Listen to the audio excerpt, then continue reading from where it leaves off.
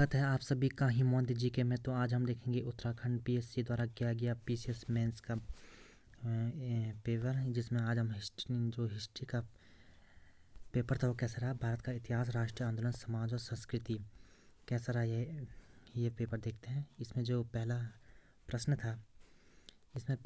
था, क्या भारत का पाषाणकालीन मानव अग्नि का प्रयोग जानता था?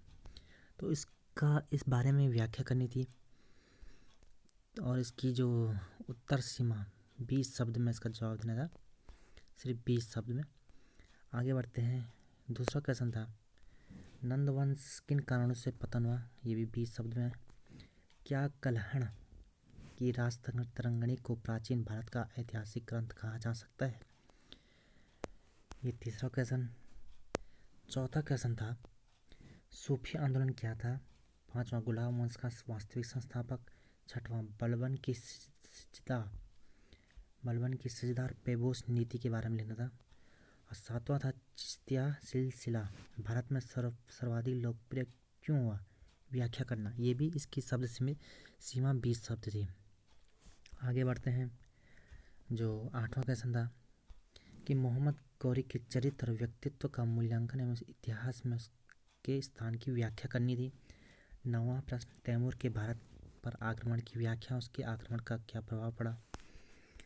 और 1200 से 1526 के बीच जो सल्तनत काल में भारत की सामाजिक आर्थिक दशा थी, उसकी व्याख्या करनी थी। बाबर की आत्मकथा पर लेख लिखना था। और 12वां का, शिवाजी द्वारा राष्ट्रीय उत्थान के लिए योगदान, सिराजुद्दौला के पतन का प्रमुख कारण क्या था, लिखना था। खिलाफत आंदोलन एवं उसके राजनीतिक महत्व पर प्रकाश डालना था। डोला पालकी आंदोलन पर एक संक्षिप्त लेख लिखना था। आगे अब यहाँ से 16 क्वेश्चन से 50 शब्द लिमिट हो चुकी थी। तो क्या पुराणों को आधार मानकर प्राचीन भारत के भूगोल का अध्ययन किया जा सकता है? 17वां क्वेश्चन था, चंद्रगुप्त मौर्य ने अपने वंश की स्थापना कैसे की? अगला था, क्या इंडो बैक्टीरियन राजाओं ने अत्यधिक संख्या में अपनी मुद्राएं जारी की? सल्तनत काल के किन दो शासकों ने सबसे ज़्यादा मंगोलों के आक्रमणों का सामना किया?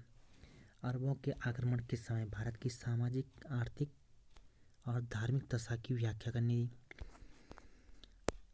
21वां क्वेश्चन, फिरोज तुगलक के सैन्य और प्रशासनिक सुधारों का आलोचनात्मक मूल्यांकन करना है। विजयनगर एवं बहमनी साम्राज्य के मध्य जो विवाद था, उसका मुख्य कारण लिखना था। उन परिस्थितियों का वर्णन करना था जिनमें हुमायूं को चौसा के पश्चात शक्तिहीन किया। क्या उन्हें नियंत्रित करने की संभावना थी? कैसे उसको रोका जा सकता था, इसके बारे में चर्चा करनी थी। अगला है, चिपको आंदोलन की जननी गौरा देवी के बारे में लिखना था। उत्तराखंड के एक पृथक राज्य आंदोलन के तत्कालीन और दीर्घकालीन क्या परिणाम हुए, इसके बारे में लिखना था। 25 क्वेश्चन ये थे। उसके बाद आप जो आंसर लिमिट 125 वर्ड हो चुकी थी, जिसमें ऋग्वैदिक एवं उत्तरवैदिक काल की संक्षेप में तुलना करनी थी। इसके बाद बौद्ध धर्म के पतन का कारण लिखने थे। कौटिल्य के अर्थशास्त्र का संबंध मौर्य काल से अवश्य रहा, परंतु उसका विषय क्या था। 29वां, पानीपत के युद्ध में इब्राहिम लोदी की पराजय का कारण बताना था। अगला था, डॉक्टर KR कानूनगो के अनुसार शेरशाह एक रचनात्मक, प्रतिभावान एवं अकबर महान से अच्छा राष्ट्र निर्माता था, तो इसकी व्याख्या करनी थी। अगला क्वेश्चन, कला एवं वास्तुकला के क्षेत्र में मुगल शासकों के योगदान का परीक्षण, बंगाल में स्थायी बंदोबस्त प्रणाली लागू करने का परिणाम। अब यहाँ से आंसर की लिमिट 250 होगी थी। 33वां क्वेश्चन था, एस सेन के अनुसार सैन्य विद्रोह 1857 में तो अनिवार्य नहीं था, परंतु यह साम्राज्य के संविधान में अंतर्भूत था।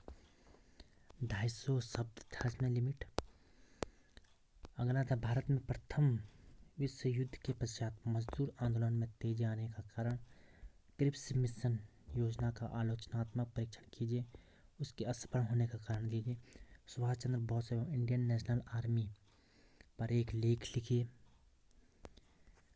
गढ़वाल और कुमाऊं की भारत छोड़ो आंदोलन में भूमिका, कालू मेहरा का 1857 के विद्रोह में योगदान, और कत्यूरी शासक राजा ब्रह्मदेव की मृत्यु के बाद यह राज्य किनके मध्य विभक्त हो गया था, इसका विवरण देना था।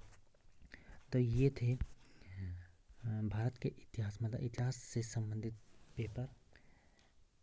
तो आप चैनल को सब्सक्राइब कीजिए। धन्यवाद।